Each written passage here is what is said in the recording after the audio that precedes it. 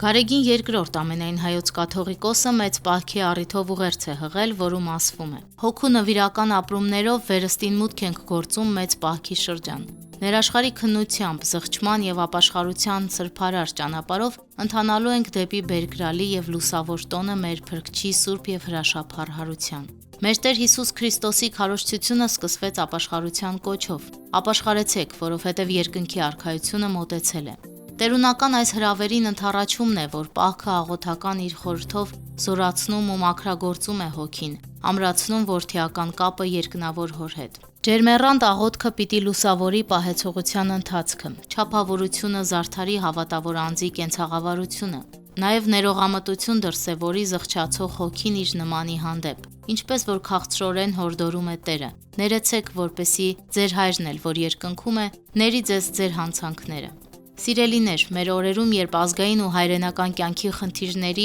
մեր Սուրբ եկեղեցու դեմ տարատեսակ հարձակումների մտահոգություններով ալեկոծ են մեր հոգիները, խաղաղություն գտնենք մեր Տեր Հիսուս Քրիստոսով, ում միջոցով հաշտվեցինք Աստծո հետ։ Ապրենք ազգի ու հայրենիքի նկատմամբ ամենայն նվիրումով, մեր ինքնությանն ու սրբազան արժեքների հանդեպ անբեկանելի նախանձախնդրությամբ, մեր Մայր եկեղեցուն հավատարիմ մնալու հաստատակամությամբ։ Աղոթենք միասին, որ պահեցողության խորհրդավոր այս ժամանակամիջոցը համընդհանուր զղջման եւ ապաշխարության գեղեցիկ առիթ լինի ամենքիս համար, որպեսզի մեր սխալներն ու թերությունները գիտակցելով եւ շտկելով կարողանանք միասնաբար հաղթահարել բոլոր նեղություններն ու դժվարությունները։ Թող Բարձրյալն Աստված խաղաղություն հաստատի աշխարհում, մեր հայրենիքում ու մեր սրտերում եւ բարօրության ու շինության մեջ պահի ու պահպանի մեր ազգը, մեր պետությունն ու մեր Սուրբ եկեղեցին։ Ամեն։ Ասվում է ուղերձում։